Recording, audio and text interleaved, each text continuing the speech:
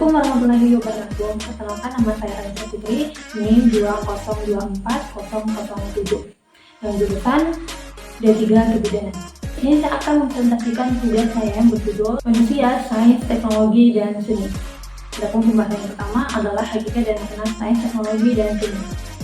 Pertama-tama kita bahas dulu mengenai pengertian pada manusia. Jadi manusia adalah makhluk individu ciptaan Tuhan yang paling sempurna keadaannya.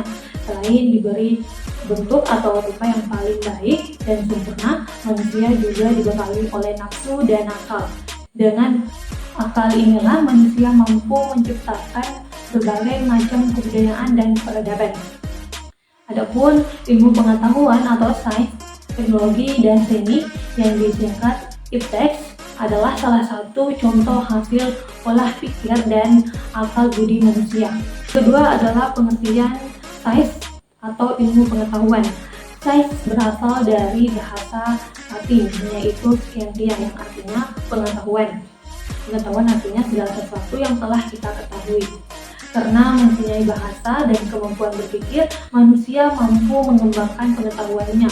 Sedangkan ilmu merupakan pengetahuan yang sudah mencapai taraf tertentu yang telah memenuhi sistematis, memiliki objek kajian dan metode pembahasan atas kajian tersebut. Jadi kesimpulannya, sains atau ilmu pengetahuan adalah himpunan pengetahuan manusia yang dikumpulkan melalui proses pengkajian dan dapat diterima secara rasio. Yang ketiga, pengertian teknologi. Teknologi merupakan bagian dari himpunan informasi yang termaksud dalam pengetahuan ilmiah yang berisikan informasi preskriptif.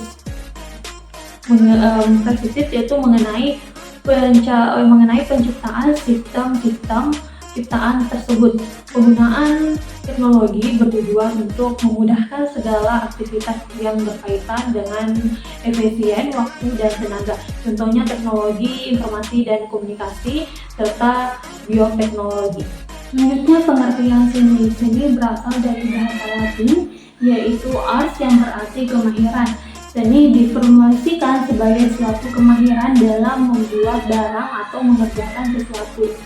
Seni merupakan pengolahan budi manusia secara tekun untuk mengubah suatu bagi kepentingan rohani dan jasmani manusia, serta merupakan ekspresi jiwa seseorang yang hasil ekspresi tersebut berkembang menjadi bagian dari budaya manusia. Nah, ketika seni dan keindahan tercipta merupakan dua sisi yang tak akan dapat dipisahkan. Jadi kesimpulannya, seni dapat diartikan sebagai kegiatan manusia atau human act, yaitu proses kegiatan manusia dalam menciptakan benda-benda yang bernilai estetik. Selanjutnya adalah pembahasan mengenai dampak penyalahgunaan IPTEK dalam kehidupan. Sebenarnya ini ada banyak sekali dan makna yang disebutkan hanya di antaranya saja, seperti maraknya penipuan, perkembangan industri merusak lingkungan, rusaknya moral, meningkatnya kenakalan remaja, pola interaksi sosial yang berkurang, serta menimbulkan kelalaian.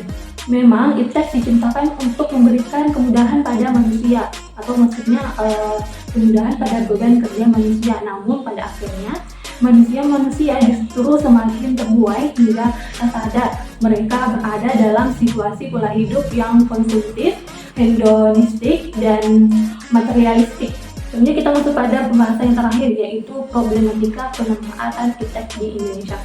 Yang pertama, rendahnya kemampuan IPTEK nasional dalam menghadapi perkembangan global.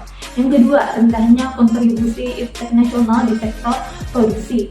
Yang ketiga, belum optimalnya mekanisme intermediasi IPTEK dengan kebutuhan pengguna. Keempat, lemahnya sinergi kebijakan IPTEK. Yang kelima, masih terbatasnya sumber daya IPTEK. Keenam, belum berkembangnya budaya IPTEK. Yang ketujuh, belum optimalnya peran IPTEK dalam mengatasi degradasi fungsi lingkungan Indonesia. Yang kedelapan, masih lemahnya peran IPTEK dalam mengantisipasi dan menanggulangi bencana alam. Nah, itulah tadi penjelasan singkat dari saya mengenai manusia, sains, teknologi, dan seni. Semoga apa yang saya sampaikan dapat bermanfaat. Lebih dan kurangnya mohon dimaafkan. Wabillahi taufiq wal hidayah. Wassalamualaikum warahmatullahi wabarakatuh.